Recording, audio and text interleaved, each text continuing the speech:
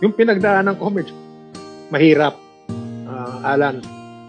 Because aside from the procedure itself, the kidney transplant, merong 3 months mandatory isolation period for transplant patients. And the purpose of that is to avoid the rejection and infection.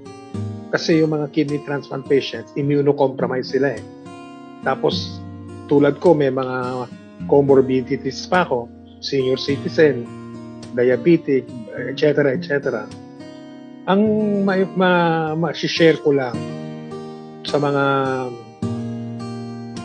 mga dadaan sa pinagdaanan ko is keep the faith. Never lose faith. Keep the faith and